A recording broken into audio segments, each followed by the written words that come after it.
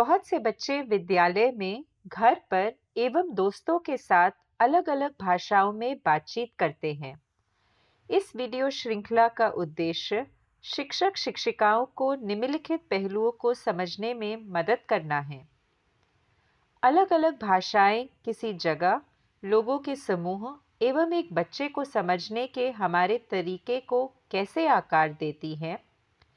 औपचारिक एवं रोजमर्रा के जीवन में बोली जाने वाली विविध भाषाएं बच्चों के स्वयं को अभिव्यक्त करने के आत्मविश्वास को कैसे आकार देती है। हमारे पढ़ाने का तरीका बच्चों के भाषा कौशल एवं विभिन्न भाषाओं के स्वतःस्फूर्त प्रयोग को कैसे आकार देता है। अगर बच्चे की स्वाभाविक या घर की भाषा स्कूली भाषा से अलग हो तो कैसे पूरे स्कूल को एकजुट होकर काम करना चाहिए। ये वीडियो श्रृंखला स्व अध्ययन के लिए है। इस श्रृंखला में 4 मॉड्यूल हैं। हर मॉड्यूल में 4 इकाइयां हैं जो बहुभाषावाद से संबंधित विशिष्ट विषयों पर जानकारी देंगी। बहुभाषी कक्षा की चौथी इकाई में हम गलतियों को सीखने सिखाने के अवसर के रूप में देखना, आकलन शिक्षण आकलन की प्रक्रिया और शब्दावली बढ़ाने वाली गतिविधियों पर चर्चा करेंगे। इस मॉड्यूल का अध्ययन करते हुए कृपया भाषाओं को पढ़ाने और भाषाओं के सीखने के स्तर का आकलन करने के कुछ योजनाबद्ध तरीकों पर विचार करें। ये महत्वपूर्ण है कि आकलन करने से पहले योजनाबद्ध शिक्षण और आकलन के बीच के अंतर को समझा जाए। उदाहरण के तौर पर शब्द भंडार और शब्दावली की समझ को मजबूत करने के लिए गतिविधियों के जरिए योजनाबद्ध शिक्षण के लिए उच्चाकांक्षी शब्दों की पहचान करें। आकलन तभी सार्थक होता है जब शिक्षक को गलतियां दूर करने के तरीके पूरी तरह स्पष्ट हो। ऐसा इसलिए क्योंकि गलतियों करने के 2 पक्ष होते हैं, एक भावनात्मक पक्ष और दूसरा संज्ञात्मक पक्ष। गलतियां करने के 2 पक्ष होते हैं, एक भावनात्मक पक्ष और दूसरा संज्ञानात्मक पक्ष।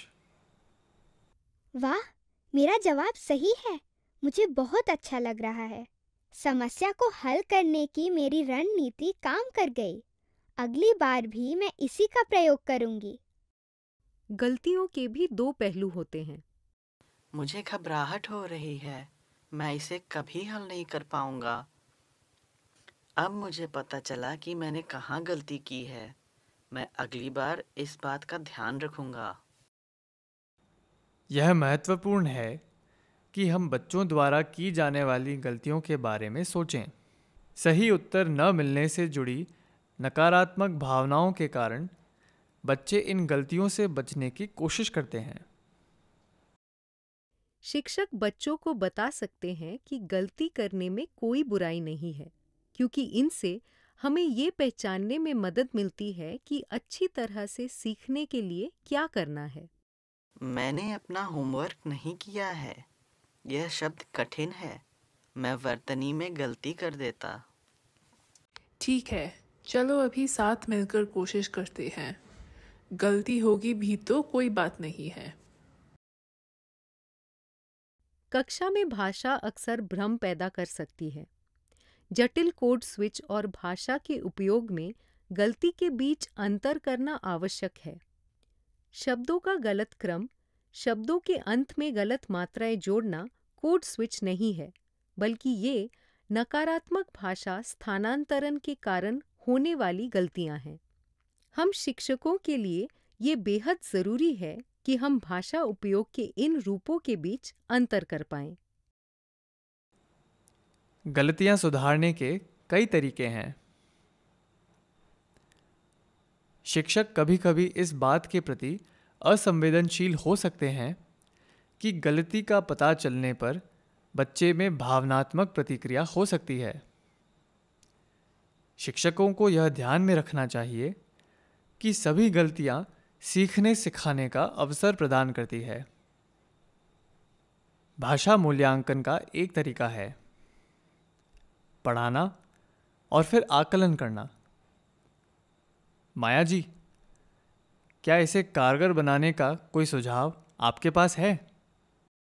हाँ, हम कक्षा में सभी बच्चों की शब्दावली को बेहतर बनाने के लिए वर्णात्मक शब्दों की एक विस्तृत सूची बना सकते हैं। ऐसी शब्द सूचियां तैयार करने के लिए कहानी की किताबें एक शानदार संसाधन है। वर्णात्मक शब्द,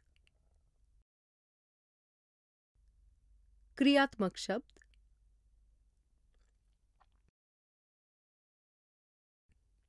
अनेकार्थी शब्द,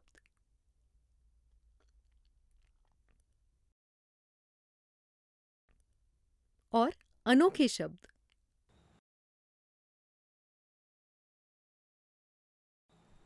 अपनी ग्रहणशील और अर्थपूर्ण शब्दावली को बेहतर बनाने के लिए बच्चों को इस सूची से परिचित होना चाहिए। इस सूची का उपयोग शिक्षक ध्वनि, शब्दों की संरचना और वाक्य विन्यास संबंधी गतिविधियों के लिए कर सकते हैं। हालांकि हम यह उम्मीद नहीं कर सकते हैं कि सभी शब्दों का इस्तेमाल किया जाएगा।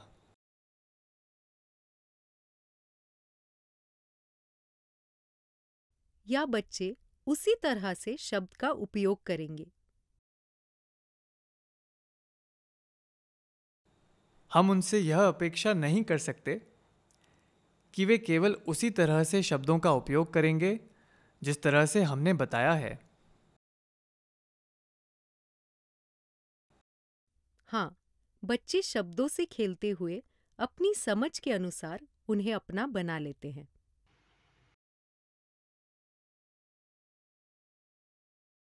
इस मॉड्यूल में हमने भाषाओं को पढ़ाने और भाषाओं के सीखने के स्तर का आकलन करने के कुछ योजनाबद्ध तरीकों पर विचार किया। ये महत्वपूर्ण है कि आकलन करने से पहले योजनाबद्ध शिक्षण और आकलन के बीच के अंतर को समझा जाए।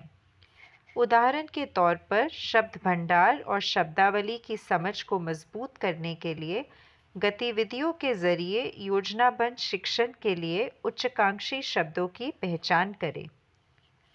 आकलन तभी सार्थक होता है जब शिक्षक को गलतियां दूर करने के तरीके पूरी तरह स्पष्ट हो। ऐसा इसलिए क्योंकि गलतियां करने के दो पक्ष होते हैं, एक भावनात्मक पक्ष और दूसरा संज्ञात्मक पक्ष।